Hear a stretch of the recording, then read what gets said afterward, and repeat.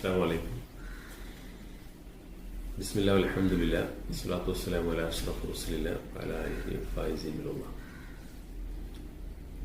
ബഹുമാന്യരായ സഹപ്രവർത്തകരെ, സഹോദരന്മാരെ,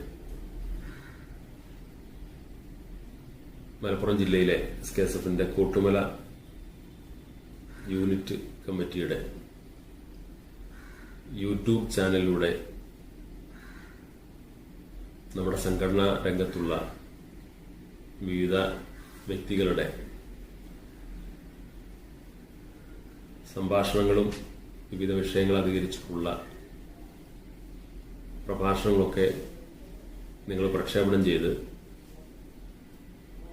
പൊതുപരിപാടികൾക്കെല്ലാം വലിയ നിയന്ത്രണങ്ങളുള്ള ഈ കാലത്തും സാമൂഹ്യ മാധ്യമങ്ങളിൽ നിങ്ങളുടെ ശാഖാ കമ്മിറ്റി സജീവ സാന്നിധ്യമാണ് എന്നറിഞ്ഞതിലുള്ള സന്തോഷം ആമുഖമായി രേഖപ്പെടുത്തുകയാണ്. സമസ്ത കേരള ജമിയത്തുൽ ഉലമയുടെ വളരെ പ്രധാനപ്പെട്ട പോഷക ഘടകമാണ് SKSF. 1989 ഫെബ്രുവരി 19 രൂപീകൃതമായി 3 പതിറ്റാണ്ട് പിന്നിടുമ്പോൾ വലിയൊരു വളർച്ചയുടെ, പുരോഗതിയുടെ, ധാരാളം നേട്ടങ്ങളുടെ മലയാളി യുവജന വിദ്യാർത്ഥി സമൂഹത്തിനിടയിൽ വലിയ തോതിലുള്ള അംഗീകാരവും സ്വീകാര്യതയും നേടിയെടുത്തതിന്റെ അത് സാഭിമാനം ആരുടെ മുമ്പിലും പറയാൻ സാധിക്കുന്നൊരു തലത്തിലേക്ക് നമ്മുടെ പ്രസ്ഥാനത്തിന് വളർന്നു വരാൻ സാധിച്ചു എന്നുള്ളതാണ്. ഇന്നലെ പോലും വളരെ യാദൃശ്ചികമായിട്ടുണ്ടായ ഒരു അനുഭവം. കേരളത്തിൽ വിദ്യാഭ്യാസ രംഗത്ത് തീർത്തും അനിവാര്യമായ, എന്നാൽ വേണ്ട വിധം പരിഗണനയോ അവകാശ നിഷേധമോ ഉണ്ട് എന്ന് പറയപ്പെടാവുന്ന ഒരു വിഷയം, അതുമായി ബന്ധപ്പെട്ട ചർച്ചകൾ നടക്കുന്ന ഘട്ടത്തിൽ ഈ വിഷയം കേരളത്തിൽ SKSF ഏറ്റെടുക്കുകയും ചർച്ച ചെയ്യപ്പെടുകയുമാണെങ്കിൽ അത് കൂടുതൽ സ്വീകാര്യതയും ആ വിഷയം വളരെ പെട്ടെന്ന് നേടിയെടുക്കാനും സാധിക്കുമെന്ന് പുറത്തുള്ളവർ പോലും ചർച്ച ചെയ്യപ്പെടുന്ന ഒരു തലത്തിലേക്ക് നമ്മുടെ പ്രസ്ഥാനത്തിന് വളർന്നു വരാൻ സാധിച്ചു. സംഘടനയുടെ പ്രവർത്തനത്തിന് വിവിധ ഘട്ടങ്ങളുണ്ട്. ആദ്യത്തെ 10 വർഷം എന്ന് പറയുന്നത് ഈ സംഘടന കേരളത്തിലെ പരമാവധി മഹല്ലുകളിൽ അതിന്റെ യൂണിറ്റുകൾ രൂപീകരിച്ച് അതിനെക്കുറിച്ച് പ്രവർത്തകരെ വളർത്തിയുണ്ടാക്കി ഈ സംഘടനയുടെ ലക്ഷ്യവും മാർഗവും തിരിച്ചറിഞ്ഞ് അങ്ങനെ മുന്നോട്ടു പോകുമ്പോൾ ഉണ്ടാകുന്ന സ്വാഭാവികമായ പ്രതികൂല സാഹചര്യങ്ങളെ അതിജീവിക്കാനുള്ള ശേഷി വീണ്ടെടുക്കുക, ശേഷി നേടിയെടുക്കുക എന്ന ഒരു പ്രവർത്തനമാണ് സത്യത്തിൽ ആദ്യത്തെ ഒരു പതിറ്റാണ്ട് നമ്മുടെ സംഘടനാ രംഗത്ത് നിർവഹിച്ചത്. അന്ന് ഇന്നത്തെ പോലെ കുറെ ഉപവിഭാഗങ്ങളോ സബ് വിങ്ങുകളോ ഒന്നുമില്ല. SKSFന് ഒരു സംസ്ഥാന കമ്മിറ്റി, അതിന്റെ കീഴിൽ ജില്ലാ കമ്മിറ്റി, അതിന്റെ കീഴിൽ താലൂക്ക് കമ്മിറ്റി, മേഖലാ കമ്മിറ്റി, പഞ്ചായത്ത് ശാഖ എന്നീ രീതിയിലായിരുന്നു. കാരണം നിലവിലുള്ള ഒരു സാഹചര്യം അനുസരിച്ചുകൊണ്ട് പ്രവർത്തിക്കാവുന്ന ഒരു സാഹചര്യം നമ്മുടെ നാട്ടിൽ സൃഷ്ടിച്ചെടുക്കുക എന്നുള്ളതായിരുന്നു. അന്ന് അതിന് നേതൃത്വം കൊടുത്ത നമ്മുടെ നേതാക്കൾ ആ ദൗത്യം വളരെ ഭംഗിയായി വിജയിപ്പിച്ചെടുത്തതിന്റെ ഏറ്റവും വലിയ തെളിവായിരുന്നു 1999 ഫെബ്രുവരിയിൽ കുറ്റിപ്പുറം വാതിനൂറിൽ നടന്നിട്ടുള്ള നമ്മുടെ സംഘടനയുടെ ദശവാർഷിക സമ്മേളനം. അതിനുശേഷം ആദ്യമായി ഒരു വിങ് രൂപീകരണത്തിന്റെ ചിന്തയിലേക്ക് നമ്മുടെ സംഘടന കടന്നു വരികയാണ്. ഇന്ന് വിദ്യാഭ്യാസ രംഗത്തൊക്കെ എല്ലാവരും ഒന്നും പഠിക്കാതെ സ്പെഷ്യലൈസേഷന്റെ ഒരു കാലമാണ്. ഓരോന്നും ഓരോ ഭാഗം കൂടുതൽ പഠിക്കാനും മനസ്സിലാക്കാനൊക്കെ മുന്നോട്ട് വരുന്ന രീതി. സംഘടനാ രംഗത്തും ഇങ്ങനൊരു രീതിക്ക് വാതിനൂർ സമ്മേളനത്തോടുകൂടി തുടക്കം കുറിക്കുകയാണ്.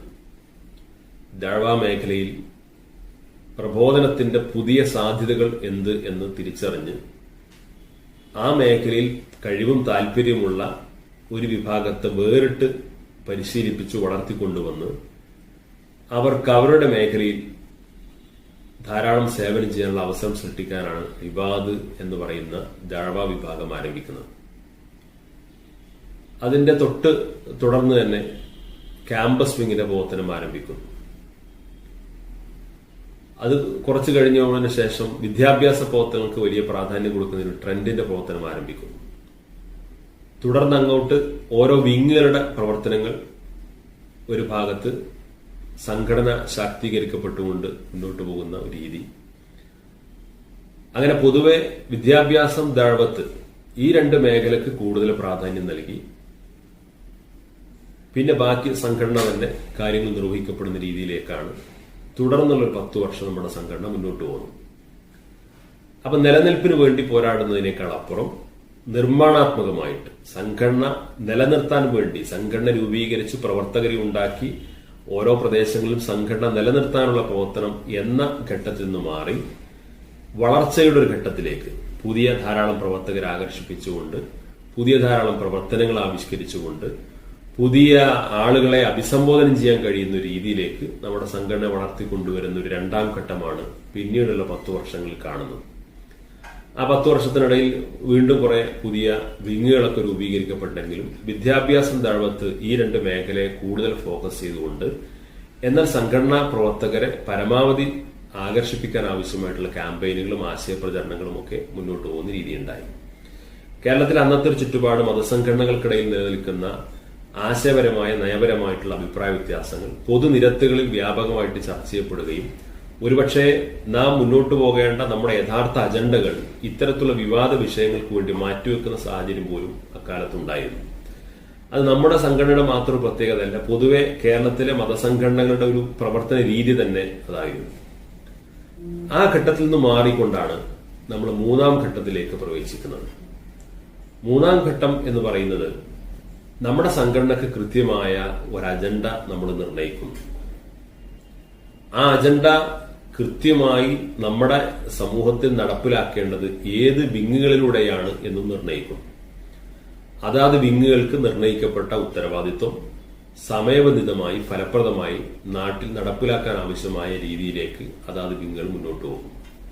നാട്ടിൽ എന്ത് വിവാദ കോലാഹലങ്ങൾ ഉണ്ടായാലും എന്ത് പുതിയ പുതിയ വിഷയങ്ങൾ കടന്നു വന്നാലും നിർണയിക്കപ്പെട്ട പ്രവർത്തന പദ്ധതികളിൽ നിന്നോ അജണ്ടകളിൽ നിന്നോ ഒരിഞ്ച് പോലും വഴിമാറാതെ അത്തരം വിവാദങ്ങളോടും അത്തരം പ്രശ്നങ്ങളോടും ആവശ്യമായ അകലം പാലിച്ചുകൊണ്ട് അതിനെ സമീപിക്കാനും അതിനോട് ക്രിയാത്മകമായിട്ട് പ്രതിരോധിക്കാനും നിലനിന്നുകൊണ്ട് തന്നെ നമ്മുടെ അജണ്ടകൾ കൃത്യമായി നടപ്പിലാക്കാൻ വേണ്ടി സംഘടന മുന്നോട്ട് വന്നു. അതുകൊണ്ട് തന്നെ ഓരോ വിഷയങ്ങളിലും താല്പര്യമുള്ള സംഘടനാ രംഗത്ത് ഓരോരുത്തരുടെയും അഭിരുചി അനുസരിച്ച് പ്രവർത്തിക്കാവുന്ന ഒരു പ്രവർത്തന ഘടന, ഒരു സംഘടനാ സ്ട്രക്ചർ അതിലൂടെ നമ്മുടെ സംഘടനക്ക് ആവിഷ്കരിക്കപ്പെട്ടിരിക്കുകയാണ്. ഇത് 30 വർഷം കഴിയുമ്പോൾ SKSFന്റെ പ്രവർത്തന രീതി എന്ന് പറയുന്നത് നമുക്കൊരു 17ഓളം വരുന്ന വിങ്ങുകൾ നമ്മുടെ സംഘടനയുടെ ഭാഗമായിട്ട് പ്രവർത്തിക്കുന്നുണ്ട്. ആ 17 വിങ്ങിനും 17 പ്രവർത്തന മേഖല നിർണയിച്ചു കൊടുത്തിട്ടുണ്ട്. ആ 17 പ്രവർത്തന മേഖലയുമായി ബന്ധപ്പെട്ട അവരുടെ പദ്ധതികൾ അവർ കൃത്യമായും സമയബന്ധിതമായിട്ട് നടപ്പിലാക്കുന്നു. നാട്ടിൽ എന്ത് ശബ്ദ കോലാഹലങ്ങൾ ഉണ്ടായാലും എന്ത് വിവാദങ്ങൾ ഉണ്ടായാലും അതിനെ സംഘടന അഡ്രസ് ചെയ്യും. സംഘടന അതിൽ ആവശ്യമായ അളവിലും തോതിലും പ്രതികരിക്കും. പക്ഷെ നമ്മൾ നിർണയിക്കപ്പെട്ട നിശ്ചയിക്കപ്പെട്ട കർമ്മപരിപാടികളിലോ അജണ്ടകളിലോ യാതൊരു മാറ്റവുമില്ല. അത്തരം ഒരു ശീലം നമ്മുടെ സംഘടനാ പ്രവർത്തകർക്കിടയിൽ വളർത്തിക്കൊണ്ടുവന്നിടത്ത് വിജയിക്കാൻ സാധിച്ചതിന്റെ ഏറ്റവും വലിയ ഉദാഹരണമാണ് ഇപ്പോൾ കണ്ടുകൊണ്ടിരിക്കുന്നത്. ഇപ്പോൾ കോവിഡ് കാലമാണ്. പ്രത്യക്ഷത്തിൽ ഒന്നും നടക്കുന്നില്ല, ഒന്നും ചെയ്യാൻ കഴിയുന്നില്ല എന്നാണ് നമ്മുടെ പൊതുവായ സംസാരം. SKSFനെ സംബന്ധിച്ചിടത്തോളം അതിന്റെ എല്ലാ വിങ്ങുകളും സാധ്യമായ പ്ലാറ്റ്ഫോമുകൾ ഉപയോഗിച്ചുകൊണ്ട് അതിന്റെ അജണ്ടകൾ ഓരോന്നോരോന്നായി ഇപ്പോഴും നടപ്പാക്കിക്കൊണ്ടിരിക്കുന്നു എന്നുള്ളതാണ്.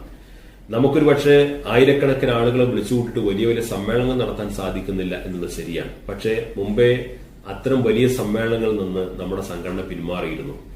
ആവശ്യാനുസരണം പ്രതിനിധി ക്യാമ്പുകളിലും പ്രതിനിധി സമ്മേളനങ്ങളും മാത്രം നടത്തി പൊതുസമൂഹത്തെ അറിയിക്കാൻ ആവശ്യമായ പബ്ലിക് പ്രോഗ്രാമുകൾ, പൊതുയോഗങ്ങളോ കവലയോഗങ്ങളിലോ മാത്രം ചുരുക്കി ലക്ഷക്കണക്കിന് രൂപ സമാഹരിച്ചുകൊണ്ട് നമ്മുടെ മാൻ പവറും അതേപോലെ നമ്മുടെ സമ്പത്തും ഇത്തരം കാര്യങ്ങളിലേക്ക് ക്രിയാത്മക ചെലവഴിക്കുമ്പോൾ അതുകൊണ്ടാണോ ഏറ്റവും കൂടുതൽ ഉപകാരപ്രദം, അല്ല, അത് ചെറിയ ചെറിയ പദ്ധതികളിലൂടെ, ചെറിയ ചാനലുകളിലൂടെ തന്നെ താഴെ തട്ടിലേക്ക് എത്തിക്കുമ്പോൾ അതുണ്ടാക്കുന്ന മാറ്റമാണോ?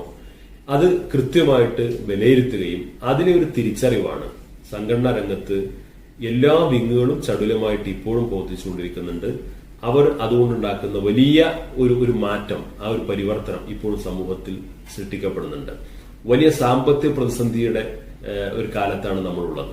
പക്ഷെ ഈ സാമ്പത്തിക പ്രതിസന്ധി എന്ന് പറയുമ്പോഴും സംഘടന ഇവിടെ ഉണ്ടാക്കി വെച്ചിട്ടുള്ള ചില വിശ്വാസ്യതയുണ്ട്. ഇവിടുത്തെ കേരളത്തിലെ പൊതുസമൂഹത്തിനിടയിൽ സംഘടന ഉണ്ടാക്കിയിട്ടുള്ള വലിയൊരു അംഗീകാര വിശ്വാസ്യതയുണ്ട്. ആ അംഗീകാര വിശ്വാസ്യത നിലനിൽക്കുന്നിടത്തോളം കാലം സാമ്പത്തിക പ്രതിസന്ധി പോലും ഒരുപക്ഷെ സംഘടനക്ക് ഭാരമാകുന്നില്ല എന്നതിന്റെ ഏറ്റവും വലിയ തെളിവായിരുന്നു ഈ കഴിഞ്ഞ റമദാനിലെ ആദ്യത്തെ വെള്ളിയാഴ്ച ആദ്യവാരത്തിൽ നടത്തിയിട്ടുള്ള സഹചാരിയുടെ ഫണ്ട് ശേഖരണം. നമുക്കറിയാം, ഈ റമദാനിലെ ആദ്യ വെള്ളിയാഴ്ചകൾ എന്നൊക്കെ പറയുന്നത് പള്ളികൾ അടച്ചുപൂട്ടിയിരിക്കുന്നു. നമ്മുടെ നാട്ടിൽ ലോക്ക്ഡൌൺ ആണ്, ജോലിയില്ലാതെ സാമ്പത്തികമായ ബുദ്ധിമുട്ട് അനുഭവിക്കുന്ന സമയമാണ്. പക്ഷെ അപ്പോഴും സഹചാരിയുടെ ഫണ്ട് ശേഖരണം നടത്തിയപ്പോ സാധാരണ ഫണ്ട് ശേഖരണം നടത്തിയാൽ കഴിഞ്ഞ വർഷങ്ങളിൽ നിന്ന് കിട്ടിയതിനേക്കാൾ എത്രയോ മടങ്ങ്, എത്രയോ ലക്ഷക്കണക്കിന് രൂപ അധികമായിട്ട് സമാഹരിക്കാൻ നമുക്ക് സാധിച്ചു. അതിന്റെ കാരണം ജനങ്ങൾ പ്രയാസത്തിലും ബുദ്ധിമുട്ടിലും ആണെങ്കിൽ പോലും സഹചാരി എന്ന് കേൾക്കുമ്പോൾ അതിനെക്കുറിച്ച് കേരളത്തിലെ ജനങ്ങൾക്ക്, അത് മുസ്ലിങ്ങൾക്കിടയിൽ മാത്രമല്ല ഇവിടുത്തെ പൊതുസമൂഹത്തിന് ഒരു ധാരണയുണ്ട്, ഒരു വിശ്വാസ്യതയുണ്ട്. അവർക്ക് അതിനെക്കുറിച്ചുള്ള ഒരു വലിയ കാഴ്ചപ്പാടുണ്ട്. ഇത് ഈ രീതിയിൽ ഓരോ വിഷയങ്ങളിലാണെങ്കിലും സംഘടന നടത്തുന്ന വിവിധങ്ങളായിട്ടുള്ള പദ്ധതികളും പരിപാടികളും, ഇപ്പൊ മിനിഞ്ഞാന്ന് സമാപിച്ചിട്ടുള്ള നമ്മുടെ സഹോദരിമാർക്ക് വേണ്ടി സംഘടന നടത്തിയിട്ടുള്ള ഒരു ജനകീയമായിട്ടുള്ള ഓൺലൈൻ സർട്ടിഫിക്കറ്റ് കോഴ്സ് എന്ന് വേണമെങ്കിൽ പറയാം. ഒരുപക്ഷെ 1 ലക്ഷത്തിലധികം സ്ത്രീകൾ പങ്കെടുത്ത ഓൺലൈൻ സർട്ടിഫിക്കറ്റ് കോഴ്സ് ഇവിടെ എവിടെയാണ് നടന്നത് എന്ന് ചോദിച്ചു കഴിഞ്ഞാൽ ഒരുപക്ഷെ ഏതെങ്കിലും യൂണിവേഴ്സിറ്റികളിലൊക്കെ ഉണ്ടാവാം. പക്ഷെ യൂണിവേഴ്സിറ്റികളിൽ പോലും ഒരു കോഴ്സ് 1 ലക്ഷത്തിലധികം ആളുകൾ എന്തായാലും ചെയ്തിട്ടുണ്ടാവില്ല. അപ്പൊ അത്രയും വലിയൊരു ജനകീയമായ സംവിധാനമാക്കി അതിന് മാറ്റാൻ സാധിച്ചു. 1 ലക്ഷത്തിലധികം ആളുകൾ ഒരു കോഴ്സ് ചെയ്തു എന്ന് പറഞ്ഞാൽ അതിൽ രജിസ്റ്റർ ചെയ്തവരെല്ലാവരും പരീക്ഷ എഴുതിയിട്ടുണ്ടാവില്ല, പരീക്ഷ എഴുതിയവരെല്ലാവരും ജയിച്ചിട്ടുണ്ടാവില്ല, പൂർണ്ണമായ മാർക്ക് നേടി സർട്ടിഫിക്കറ്റ് വാങ്ങിയവരൊക്കെ 1/2 ലക്ഷത്തിലധികം ഉണ്ടാവും. പക്ഷെ എങ്കിൽ പോലും 1 ലക്ഷത്തിലധികം ആളുകളെ സംഘടന നിർണയിക്കപ്പെട്ട സ്റ്റഡി മെറ്റീരിയൽസ് വായിപ്പിക്കാൻ നമുക്ക് സാധിച്ചു എന്ന് പറഞ്ഞു കഴിഞ്ഞാൽ ഒരുപക്ഷെ 1000 പഠന ക്ലാസുകൾ, വലിയ സംഖ്യ ചെലവഴിച്ച് 1000 പഠന ക്ലാസുകൾ നമ്മുടെ കേരളത്തിലുടനീളം നടത്തിയാൽ പോലും ഫലപ്രദമാകാത്ത ഒരു കാര്യമാണ് ഈ ഓൺലൈൻ സർട്ടിഫിക്കറ്റ് കോഴ്സിലൂടെ നമുക്ക് നിർവഹിക്കാൻ സാധിച്ചത്. ഓൺലൈൻ സംവിധാനങ്ങളിലൂടെ വലിയ തോതിലുള്ള നമ്മുടെ വിദ്യാഭ്യാസ പ്രവർത്തനം നടക്കുന്നുണ്ട്, നമ്മുടെ ദഅ്വാ പ്രവർത്തനം നടക്കുന്നുണ്ട്, നമ്മുടെ ജീവകാരുണ്യ പ്രവർത്തനം നടക്കുന്നുണ്ട്. അതേപോലെ സംഘടനയുടെ എല്ലാ വിങ്ങുകളും ആ അർത്ഥത്തിൽ ഇന്ന് ചലിച്ച് മുന്നോട്ട് പോവുകയാണ്. നമ്മളെ സംബന്ധിച്ചിടത്തോളം നമുക്ക് സംഘടനയുടേതായിട്ടുള്ള ചില അജണ്ടകളും കർമ്മപരിപാടികളും ഉണ്ട്. ആ കർമ്മപരിപാടികൾ വളരെ കൃത്യമായി ഫലപ്രദമായിട്ട് താഴെ തട്ടിലെത്തുന്നവരെ നടപ്പിലാക്കുക എന്നുള്ളതാണ്. അതിലൂടെ ഉയർന്നു വരുന്ന, അതിലൂടെ വളർന്നു വരുന്ന പുതിയൊരു തലമുറ, ആ തലമുറ അവരുടെ വിശ്വാസവും സംസ്കാരവും മുറുകെ പിടിച്ചുകൊണ്ട് നാളത്തെ സമൂഹത്തിന് നേതൃത്വം നൽകാൻ കഴിവും കെൽപ്പും യോഗ്യതയുമുള്ള ഒരു വിഭാഗമായി മാറിത്തീരുക എന്നുള്ളതാണ്. അതിന് നേതൃപരമായ പങ്കാളിത്തം SKSF വളരെ കൃത്യമായിട്ട് നിർവഹിച്ചുകൊണ്ടിരിക്കുന്നുണ്ട്. ആ ദൗത്യം നിർവഹിക്കപ്പെടുന്നതിന്റെ ഏറ്റവും വലിയ വിജയത്തിന്റെ ഉദാഹരണമാണ് ഇന്ന് കേരളത്തിൽ അതിനനുകൂലമായി ചെറുപ്പക്കാർക്കിടയിൽ, വിദ്യാർത്ഥികൾക്കിടയിൽ ഉയർന്നു വന്നുകൊണ്ടിരിക്കുന്ന നല്ല അനുകൂലമായ പ്രതികരണങ്ങൾ. അതുകൊണ്ട് നമ്മുടെ സംഘടനയുടെ പ്രവർത്തന പരിപാടികൾ ഏറ്റെടുക്കാനും വിജയിപ്പിക്കാനും അതിന്റെ സന്ദേശങ്ങൾ യഥാസമയം ലഭ്യമാകുമ്പോൾ തന്നെ നമ്മുടെ താഴെ തട്ടുകളിലൊക്കെ അത് വിജയിപ്പിച്ചെടുക്കാനും എല്ലാ ആളുകളെയും സംഘടനയിലേക്ക് ആകർഷിപ്പിക്കാൻ വേണ്ടിയിട്ടുള്ള ശ്രമങ്ങൾ നടത്തണം. ശാഖാ കമ്മിറ്റികൾക്കൊക്കെ ഉള്ള പ്രധാനപ്പെട്ട ഉത്തരവാദിത്വം എന്ന് പറഞ്ഞാൽ ഓരോ SKSF പ്രവർത്തകനും ചിന്തിക്കേണ്ടത് എന്റെ നാട്ടിലെ എല്ലാ ചെറുപ്പക്കാരും, എല്ലാ വിദ്യാർത്ഥികളും അവരൊക്കെ നമ്മുടെ സംഘടനയുടെ കുടക്കീഴിൽ വരണമെന്നാണ്. അത് നമ്മുടെ സംഘടനാപരമായ ഒരു സ്വാർത്ഥത എന്ന് വേണമെങ്കിൽ പറയാം. എന്റെ നാട്ടിലുള്ള എല്ലാവരും SKSFകാരാവണം. ഈ സ്വാർത്ഥതയുടെ താല്പര്യം എന്താന്ന് ചോദിച്ചു കഴിഞ്ഞാൽ, അങ്ങനെ ഒരാൾ ഒരു സ്വാർത്ഥതയോടുകൂടി പെരുമാറിക്കഴിഞ്ഞാൽ മറ്റു സംഘടനയിലേക്ക്, മറ്റു പാർട്ടികളിലേക്ക് പിന്നെ ആളുകൾ പോകുമോ ഇല്ലയോ എന്നൊരു ചർച്ച വരും. ആ ചർച്ച വരുമ്പോൾ സ്വാഭാവികമായിട്ടും മറ്റുള്ളവരും ആ വാശിയോടുകൂടി പ്രവർത്തിക്കണ്ടേ. അങ്ങനെ എല്ലാവരും ഒരു സ്പോർട്സ്മാൻ സ്പിരിറ്റോടുകൂടി അത്തരം പ്രവർത്തനം നടത്തുമ്പോഴാണ് കഴിവുള്ള, താല്പര്യമുള്ള, മികവുള്ള ആളുകളെ നമുക്ക് സംഘടനാ തലത്തിലേക്ക് വളർത്തിയെടുക്കാൻ പറ്റുള്ളൂ.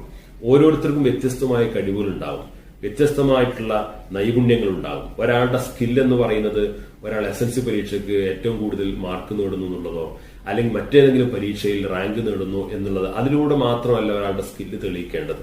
ഒരാൾക്ക് പ്രസംഗിക്കാൻ കഴിവുണ്ടാവും, എഴുതാൻ കഴിവുണ്ടാവും, നല്ല സംഘാടക വൈഭവം ഉണ്ടാകും, നല്ല കാഴ്ചപ്പാടുകൾ പങ്കുവെക്കാനുണ്ടാകും, ഒരുപക്ഷെ പല രീതിയിലുള്ള വ്യത്യസ്തമായ രീതികൾ പങ്കുവെക്കാനും ചെയ്യാനും ഒക്കെ താല്പര്യമുള്ള വ്യത്യസ്തമായ സ്കില്ലുകളുള്ള ആളുകൾ നമ്മുടെ കൂട്ടത്തിലുണ്ടാവും. അവരൊക്കെ തിരിച്ചറിഞ്ഞ് അവരാ മേഖലയിൽ പരിശീലിപ്പിച്ച് പ്രോത്സാഹനം കൊടുത്ത് ഓരോരുത്തരുടെയും കഴിവിനെ നമ്മുടെ സംഘടനക്കും സമൂഹത്തിനും നാടിനും ഉപയോഗപ്പെടുത്താൻ ആവശ്യമായിട്ടുള്ള ശ്രമങ്ങളാണ് നമ്മൾ നടത്തേണ്ടത്. ആ അർത്ഥത്തിൽ നമ്മുടെ ഓരോ ശാഖകളിലും ഈ രീതിയിൽ വളർന്നു വരുന്ന മുഴുവൻ ചെറുപ്പക്കാരെയും വിദ്യാർത്ഥികളെയും നമ്മുടെ പ്രസ്ഥാനത്തിന്റെ പ്ലാറ്റ്ഫോമിലേക്ക് ക്ഷണിക്കാൻ വേണ്ടിയിട്ടുള്ള നിരന്തരമായ ശ്രമങ്ങളും അധ്വാനവും നമ്മൾ നടത്തുക. ഒരിക്കലും നമ്മുടെ പ്രവർത്തനം വൃഥാവിലാവില്ല. ആ അർത്ഥത്തിലുള്ള ഗുണഫലങ്ങൾ തീർച്ചയായും നമ്മുടെ സമൂഹത്തിൽ ലഭ്യമാകും. അള്ളാഹു തൗഫീഖ് നൽകുമാറാകട്ടെ. നിങ്ങൾക്ക് നന്ദി. അസ്സലാമു അലൈക്കും.